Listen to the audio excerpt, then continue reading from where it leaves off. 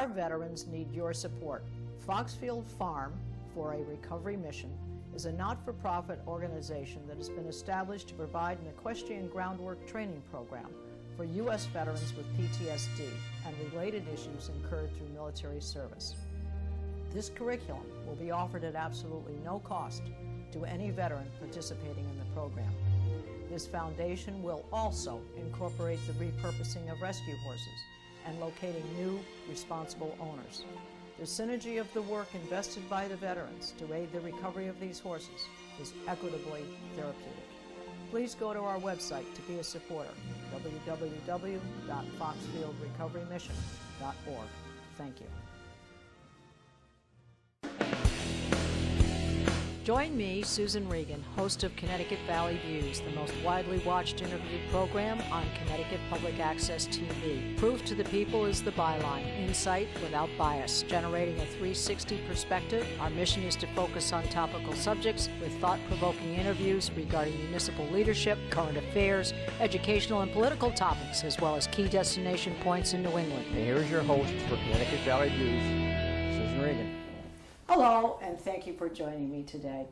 My guest is Matt Calandrillo. He is a physical therapist, board-certified orthotist, and board-certified prosthetist.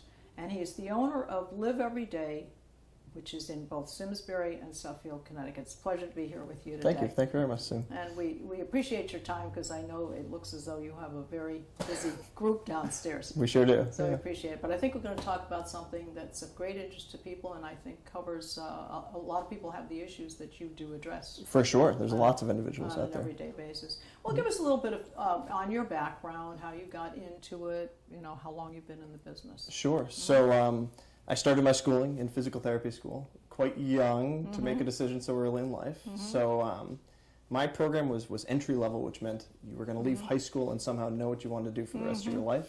I think that's a tall order for many kids. Right. So I kind of bumbled my way and got lucky into the field of physical therapy. And I say that often because it is the most rewarding profession. Was there I could some imagine. Catalyst or something? There wasn't. Other students in the classroom would have, they had torn their ACL, they had some kind of big injury, or a grandparent was suffering some kind of illness or something. Right. Not the case. I just, knew I wanted to be in the medical field. Family was kind of in the medical field. Physical therapy sounded interesting, and again, kind of got lucky. So, as I was kind of progressing through school, you do affiliation. So they take you and they take you as a kind of a green student and send you out into different clinical sites. So I was on my last one, which is now my fifth year, my graduate year, and I meet my first amputee for the first time. And my mind was blown away how I could have made it through so many years of school and not met someone that I was going to potentially work with for the rest of my career. And I was enthralled with it. I was like a little kid. So I remember meeting this gentleman, John. He was an older Vietnam vet. He had lost a limb, and I couldn't talk to him enough about it. So hence kind of roll forward. The school ended in May. Other students were kind of applying for the boards to take their licensure test. And I was looking at schools to start to gain more information about prosthetics. So I graduated in May and then continued on and started formal schooling for kind of orthotics and prosthetics that following fall. So I took a bit of a hiatus from physical therapy, did my next training, and then jumped into the field. So we really had kind of a broad spectrum. For sure. Under the physical therapy realm, you get this huge umbrella, and then I knew I wanted to kind of pinpoint some of my focus on individuals that lost a limb, and then learned about this field of orthotics that I knew nothing about in terms of bracing individuals that might have some sort of paralysis or something to that means. And now, how I currently practice is melding those three in one. And there's not many places you can kind of do that. I started my career down in the center of the state at Gaylord and Massonicare. They do a lot of traumatic brain injuries, a lot of individuals with spinal cord injuries, and that was a meld to apply kind of my skills, again, very green at doing it, but into... Well, it is rewarding, isn't it, to actually see people make progress, that you contributed towards a better quality of life. Absolutely. That you have actually helped not only them, but their families. Absolutely. Because if they have to rely on their families too much, and the family might have the best intentions, but they need that skill set to do it, and sometimes just educating the family member is rewarding alone. Yes. Absolutely. So it's a very broad broad field, but it seems as though you've had a lot of experience in the various areas. For sure. All right, well, it seems to me, and then I'm looking at it as a neophyte, I'm looking as a layman, but board certified, I don't always see that after someone's name when it comes to physical therapy. Sure. So our association, the American Physical Therapy Association, has defined board certifications. They exist in things like pediatrics. So if you went to a very specific children's hospital, those therapists would be pediatric certified. You'll find neurologic certified, so those that deal just with individuals with neurologic disease. Orthopedics is another one. There's some in education. There's a number of them. The board certification for orthotics and prosthetics is kind of another level of schooling that I've gone through to kind of How take long that does reach. that encompass? Yeah, so it's a year per discipline, so a year Okay. for orthotics, a year for prosthetics, and then they Okay. really immerse you in that field through different internships and a full residency program for So is each. that like a written test or a practical? It's both, yeah. It's both, Talk about okay. nerve-wracking. Yeah, so it's both application with patients in front of you Like as well passing as... the board for a lawyer. Exactly, yeah. It's pretty intense. I mean, if it's pretty intense, I mean, would you be able to put a percentage on it as pass and fail? I mean, is it a pass or fail? It is, and that Okay. there's kind of milestones to get to it. So you would take a written kind of portion first, then Yes. a didactic portion in front of Yes. some kind of leaders in the field, and then that patient portion. So there's stepping stones along the way. I mean, they're looking to kind of Can you help you through that retake it if process. you pass it? the first time? Absolutely, You can. absolutely. Yep. All right. Yeah. Well, it just seems to me that board certified gives you sort of one extra layer of, if I were a patient and I were coming to you, that you actually, I don't know. I mean, do I feel better because you've had more experience or you've passed? Sure, and our association is really Sort of pushing for stamp that. of Exactly, approval. and I think with experience and your tunnel vision as to your focus, much like you'd see an orthopedist for your broken Right, arm and right, not your dentist. Like right. there's specialties that start to exist in all medical because fields. there are more specialties in all medical fields these days. I think than ever before. And Absolutely. and I think to some degree people often feel like I'll just go to this one doctor and they'll fix me, but actually if you do break it down, now you've got someone who's really honed in on it. And Absolutely. maybe is more up to date than your general practitioner. Sure, might and we were be. talking about that earlier. I think the general practitioner now really serves that role as that Yes. central hub to kind of put He's you the in the right conductor. spot. Yeah, conductor. Absolutely. Yeah, definitely.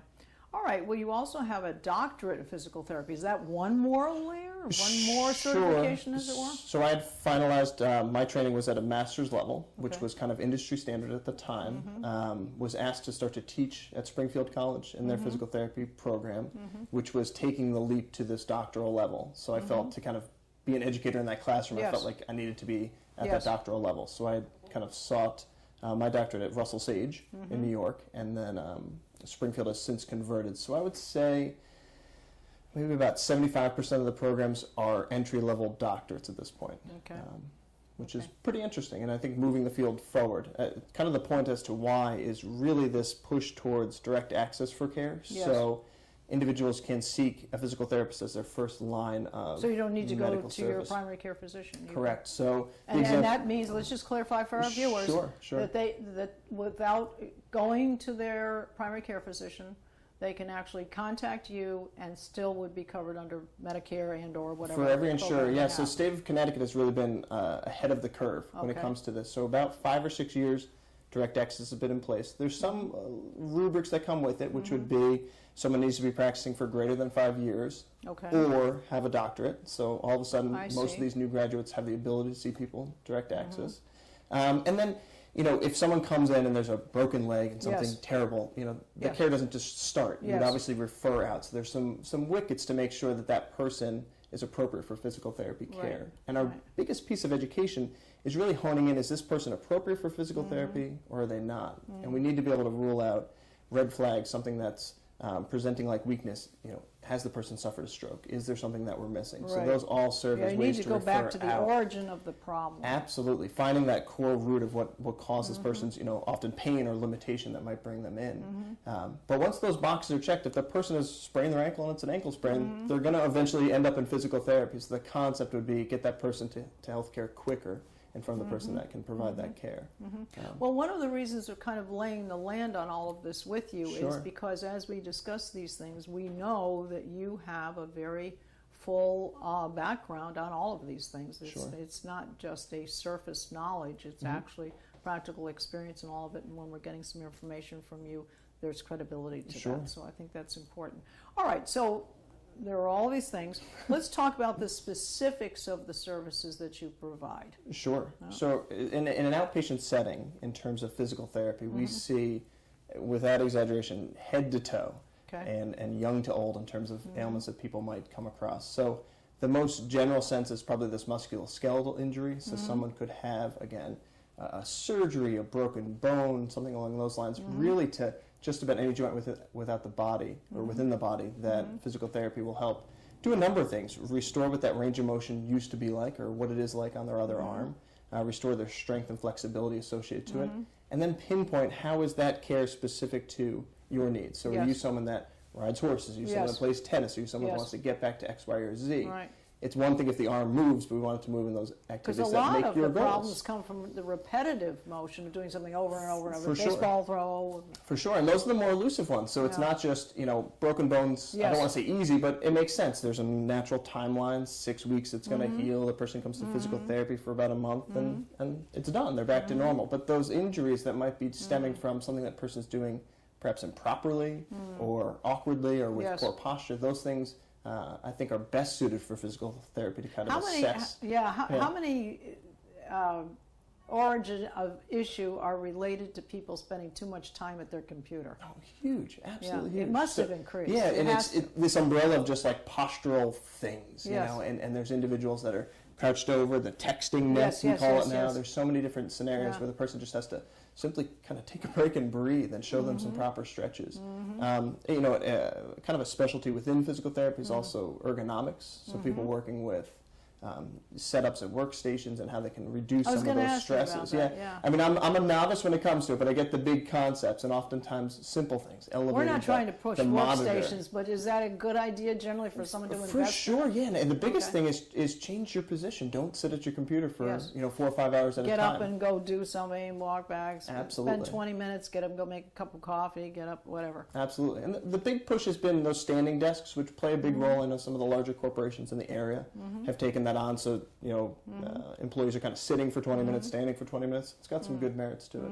All right, let's go back to the services now. Sure. There are prosthetics, you've got sport. What would be the majority of, you started to kind of get involved in that question, the majority of things that you address for people? What's the most common ailment someone comes to? So for physical therapy, I think the biggest ones tend to be low back. So chronic low back pain that's kind of poorly diagnosed or kind of misdiagnosed along the way. Yes. And then clearly shoulders and knees from an orthopedic standpoint are definitely the most injured, from weekend warriors to athletes. And those have pretty clear rubrics. I think we've gotten good at providing postoperative care with really specific time frames. Most individuals are here for physical therapy, a month to 6 weeks, and really can start to regain back to their life previously.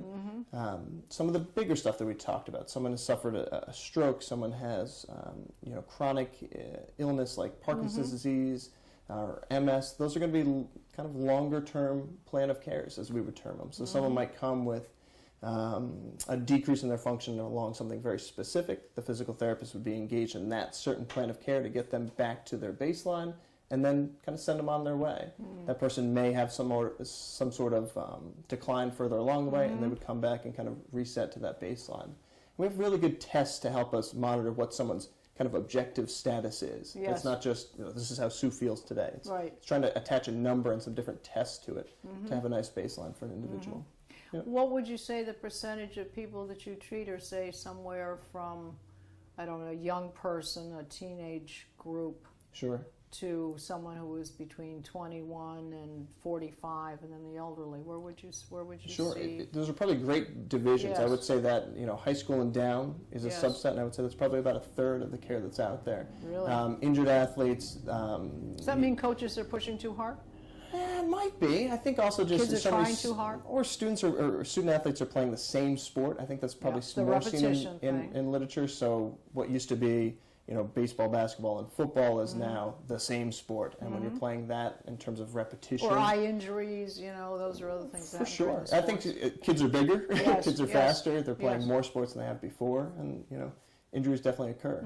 So for that's sure. 1/3, and And then I think that middle third of the weekend warrior, you know, Right, that individual right. that works all day in a poor Right. workstation and then goes and tries Yeah, to yeah, you know, cut down yeah. 10 trees on their lawn. on the you know? weekend, yeah. Exactly. So I think that's that middle third. And then Yeah. the elderly, clearly, I think baby boomers are taking up a bigger slice of that. They're more active than they have been before. So you Living know, longer. exactly. So, you know, 70 is no longer a number. You want to be playing tennis at 70. People are doing more activities, I think, later into life, for sure. And it's fun to be able to help them get back to that. Yeah. What about would you attribute to home injuries? You know, just falling off your ladder or something. Maybe you didn't break your bone, but now you've got this, oh, God, my lower leg really hurts. kind of Absolutely. thing. Yeah, you should hear One some of of the those? stories. But absolutely, there's plenty of injuries that occur at the home. You know, sometimes if we can catch that person early enough, we can teach them some strategies about lifting, about how to think about doing a task at home, whatever it might be. But And just accidents happen. managing your health by trying to keep your weight at a reasonable level. For sure. As you said, weekend warrior, instead of that, maybe doing exercises every day for 10 minutes or whatever, just to keep yourself limbered up. And Sure, and sure. so forth. So those are good things to keep in mind, and I think they're pretty people with a good sense of how to take care of themselves. Yeah, yeah. You know, the information is out there. Well, all right. So, give us a sense of time frame. Let's take a specific thing. Person comes in. Maybe they've had a car accident or whatever, and I mean, are we talking about weeks and weeks, months and months? How can you kind of section off some of these things and say how long one might expect? Sure, sure. I think those musculoskeletal injuries, so I mean things that happen to muscles, tendons, ligaments, Right. bones, we have normal healing schedules for those, and most things heal. You break a bone, 6 to 8 weeks, and it is back to normal.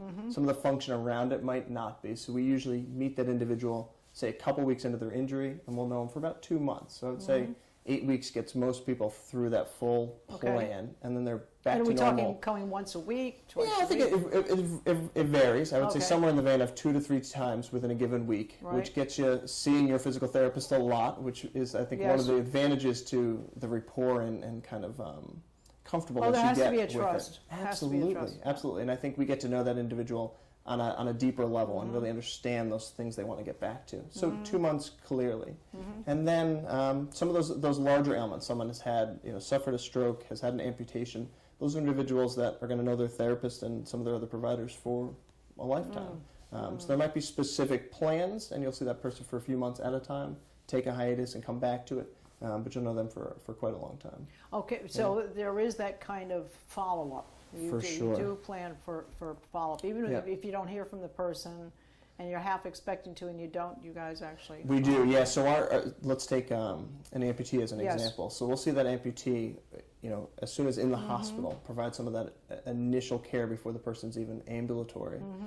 Follow them up with a preparatory kind of prosthesis, which means as their limbs changing, we're getting something that they can start to stand with, and then getting into a definitive prosthesis. And that process could take 3 to 4 months. And then, you know, it's not like handing someone a leg and Yes. go walk, right? Yes, You can yes. imagine Right. that's when it starts. No, there Right, are all the things to adjustment. and just Sure. retraining someone how that's supposed to interact with their body. So that can And take there's several a mental months. thing going Oh, on here huge. too, because while they're doing it, they're going to have good days and bad days where they're happy about their progress and everything, and then other days they're like, I used to be a runner, and yeah. Sure. I mean, it places so many people's life on hold, you Yes. know, and being able to show them what that finish line looks like, Right. interacting with another patient that's been in their, you know, footsteps or even a few steps ahead of them is great. And I think the social aspect sometimes of physical therapy is helpful just for that, for Yeah. someone else to know that someone else has dealt with, Right. you know, X, Y, or Z. Right. Yeah. All right, let's talk a little bit more about the prosthetic thing, because I think this is important. How many, I don't know, where do the prosthetic situations come from? The Sure. veterans? Where do you see the bulk of your patients Yeah, coming from? it's like the question I think to ask, and Okay. I think we associate sometimes what we see on the news and what we see Yes. just in media that it is happening to vets. Now, vets are an important population in the state of Connecticut. I think they're very well treated between our multiple sites, but it's actually a pretty small subset of who has an amputation. So the annual basis for the United States is about 185,000 people lose their limb, that Okay. being below their knee or above the knee. And it's really a slice of that serves as military. So the Iraq War, there was 1,500 individuals that lost their limb. So you can imagine what's that other breath of people that Yes. are losing their limb. Yes. And it tends to be from... Have you ever had a shark person? I have not actually, no. Okay. No. Well, The biggest breath of individuals is from diabetes. So these Really? metabolic Okay. diseases that start off as something small, like a Yes. diabetic foot ulcer, Yes. is a huge gateway into having an infection that then would penetrate to the bone. So I would say 85% of my care is done with individuals that are diabetic, or have lost their limb as a diabetic, or have lost a portion of their foot as a diabetic. And there's a big push to try to save individuals with an ulceration from having such a big amputation. Right. Because when someone has an amputation, the results and statistics are pretty scary for Yes. survival rate long Yes. term. So the Yes. sooner that person can get care and the less of an amputation they can have, the better. For sure. Well, I guess this is another clarification too. You said Sure. you don't need to go to your primary care physician, but let's just say that you went to a doctor who actually performs the surgery you try and avoid. Sure. So you would still be involved in that because it'd be post-surgery, then you're going to help with therapy. Very much so, yeah. But how often would it be that they went to someone anticipating surgery, whatever, lower back, spine, something like that, and instead that doctor sent the people to you saying, look, I think maybe we can treat this first with just this, we don't need to do surgery. Sure. Or how often do you get a person and you say, we've done the things, this is the classic way we address this, I think this needs to be looked at, maybe more in depth. I mean, do you require an MRI, or does that other doctor?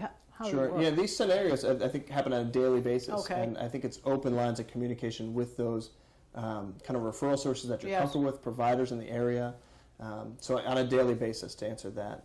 In terms of imaging, that imaging has to be done by an MD in the state of Connecticut at this point. So would you send somebody to get exactly. an MRI? So Okay. someone comes in with that injury. Yes. You know, it's kind of adding up, but there's this missing rubric. Interjecting another provider amidst that care can absolutely happen. So, you know, a person can come to physical therapy. They can be concurrently seeing an orthopedist, and then they can be coming to physical therapy at the same time while getting imaging that can help. It's all about helping the patient as soon as you can. Sure. So many times patient care has a number of different providers that are assisting. Is in the that. MRI the magic map? I mean, can you really count on that thing to say, yeah, that's the problem? Sure. So from an imaging standpoint, it is the gold standard.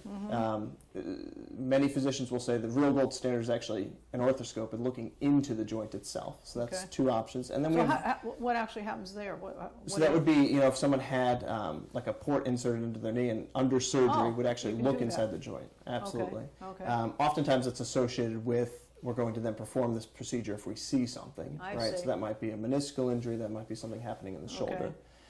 And then we have very good clinical tests that can help rule in and more importantly, rule out specific pathology that might be in there. Again, we say it's the art of practicing medicine. I think nothing's as cut and dry, so you have to take in the patient complaint, Yes. the presentation clinically, and then what some of that imaging shows us. Now, who calls for cortisone? I'm sure that sometimes you say cortisone looks as though it could be. So you send them to a person who does that specialty? Sure, yeah, so specific to cortisone, you know, lots of providers provide it. General practitioners can, orthopedists definitely do, people that are in rheumatology do. So it's kind Is of it a a pretty good conversation. fix for some things? For some things, if there's acute inflammation, it seems to work very well. Sometimes that in concert with then sending the person back to therapy, now it's not as painful. You can get through more exercise or more specific stretching associated to like that pathology. So could you goes a long way. theoretically cure some cortisone and then, because I've heard before, against the layman's perspective, you can get so many and then you can't have more, I don't know. They Sure, want yeah, to do it's- too many of them or whatever. Sure. So cortisone, think of it like a very large anti-inflammatory. The beauty of it, as opposed to taking it orally, Yes. you take it just in the spot Yes. where that inflammation Ah. is. And if there's something that's inflamed, a bursa, a Right. portion of a tendon, Does it it make it absolutely go can, away? can absolutely cure it. And then Okay. establishing, like we were speaking of before, why is it happening in the first place? So Right. if you have, you know, horrific posture and you're Right, typing right, here right. and you have a bursa that's inflamed, Okay. cortisone might get rid of it, but unless you're correcting that overall posture position. So they Right. work in concert, but those things can absolutely be cured, for lack of Yeah, a better term. Now, there are classic things, I guess, time-tested. Sure. Let's call it time-tested. A Bible, if you will, that you refer to of fixing Sure. people from various. Obviously, a huge increase of knowledge, experience, wealth, research and so forth has been added to this whole thing. So, you know, is that true? Would there be a baseline and then you go from there, or do you sometimes throw away the old stuff? Sure, it's probably a combination, Yeah. like most fields. Our core and foundation really is anatomy, and anatomy hasn't changed, I would say, in decades. So that human anatomy understanding is a principle. Have to kind of understand that getting into the field. And then some of the modalities or some of the things that we used to think were you know, the best thing in the world might not actually end up being such. And that happens with research. So you test a lot of things and you find out that things you thought worked don't, and these other new things might work a little bit better. And it depends on the people and the person. Sure, probably the age application group of it, even. absolutely. So, so imagine studies that really try to focus in on, Yes. you know, someone that is just like this individual. Yes. Gives you the best results Yes. associated to it. Yes. Yeah. Well, I was going to ask you very quickly here. Yeah. I've really enjoyed the conversation. Hopefully, we've educated some people. Yeah. But acupuncture, is that anything you do, or what's your comment on acupuncture? A good thing? Sure. So, and dry needling is that other term Dry that gets needling, yeah. interchanged Yeah, a lot any with of these physical things, therapy. yeah. I always put them in this umbrella called like soft tissue mobilization. So, Yes. if there's a reason tissue's not moving well, so that could be something like a ligament or a tendon, we have different modalities that we can use for that. The things that might have phased out a little bit is something like ultrasound. We used to think that would really heat up tissue. It doesn't do it as well as we thought. So things like acupuncture and dry needling, soft tissue mobilization, different types of massage techniques, all try to enhance mobility of that tissue so then you can strengthen it, you can stretch it, you can do different specific tasks to make that tissue work better. There's some concepts that try to stimulate your own body to heal it. So it's more so if you can create some sort of trauma, you Yes. create an inflammatory response, your Right. body actually has some wonderful ways of healing itself. And Yes. oftentimes Yes, I think time that's very helps. true. I so do think that's many true. of those modalities help to enhance someone's own body. All right, there's another marketing scheme out. I call it a scheme. I don't want to make it look as though it isn't a credible source, but LED lights? Sure, it falls in that same vein. So Okay. passive modalities, I see physical therapists using them less and less, and it's less pushed by our association. So LED light is one, ultrasound is one, electrical stimulation is another one, diathermy was something that was used years ago. The concept, again, increasing blood flow to an area might stimulate some of your own healing. LED lights seems to be a mixed bag at this point. And one tell that Sometimes I I often have... think it's kind of a A trigger plac- on the brain. A Oh, it must be placebo helping. effect, A sure, and placebo effect, there's yeah. probably something to it. If you think it's working, Right. perhaps it is. What Right. I always use with LED lighting is Right. when things are not covered by insurance, Right. that tends to be a reason why, and some of the Yeah. research doesn't kind of back that to date. Yeah. Well, hopefully Yeah. we've done a run through. Hopefully Absolutely. we've covered the subjects. I do appreciate you running through everything. I very much appreciate the fact you've got such a wealth of experience and obviously the certifications and so forth, because that really genuinely, I think, provides a background and a good backdrop to what we've discussed. So I do want to thank Wonderful. you for your Thank you, time. Susan, for you as well. Yeah, Pleasure. it's been a pleasure. And I'd like to remind you that you can see us on Facebook and you can see all of our programs on ctvalleyviews.com. This is Susan Regan. Thank you for joining me and bringing proof to the people.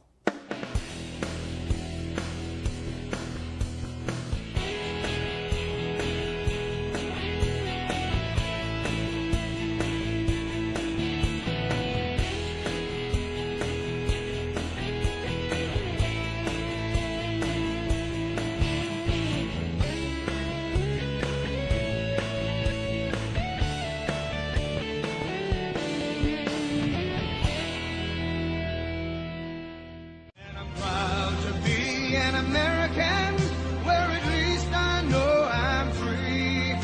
And I won't forget the men who died, who gave that right to me. And I gladly stand up next to you and defend her still today.